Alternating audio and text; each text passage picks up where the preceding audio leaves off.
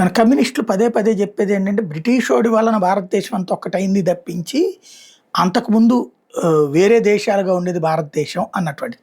British వాళ్ళు రాకముందు ఉదాహరణకి మౌర్య సామ్రాజ్యం కాలంలో పెద్ద భాగం ఒకే సామ్రాజ్యం కింద ఉండేది. గుప్త సామ్రాజ్యంలో కూడా ఎక్కువ భాగం ఒకే భాగం కింద ఉండేది. 18వ శతాబ్దంలో మొఘల్ సామ్రాజ్యం బలహీనపడిన తర్వాత వందలాది రాజ్యాలు ఏర్పడ్డాయి.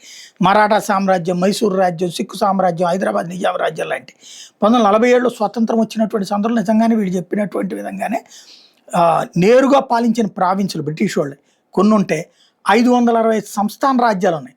వాళ్ళు బ్రిటిష్ వాళ్ళకి కప్పం కడుతూ వాళ్ళకి వాళ్ళే పరిపాలించుకున్నారు. ఈ 560 సంస్థానాల్ని సర్దార్ వల్లభాయ్ పటేల్ విపి మేనన్తో కలిసి భారతదేశంలో జాయిన్ చేశారు.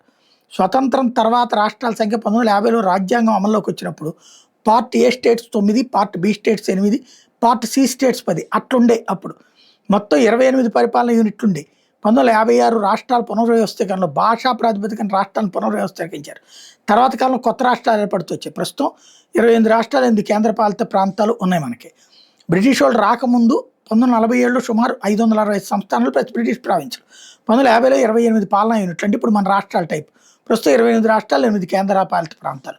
ఇదంతా ఎందుకు మాట్లాడుకోవాలంటే దేశంలో అందరి భావన భారత్ అంతా ఒక్కటే. భారతదేశంలో పాలకంటే మన రాష్ట్రాల టైపు. అంతేగాని బ్రిటిష్ వాడేమి బంగ్లాదేశ్ అదే దాన్ని ఏమంటారు, పాకిస్తాన్, బంగ్లాదేశ్ కూడా భారత్లోని భాగంగానే ఉన్నాయి. బర్మా కూడా భారత్లో భాగంగానే ఉండేది.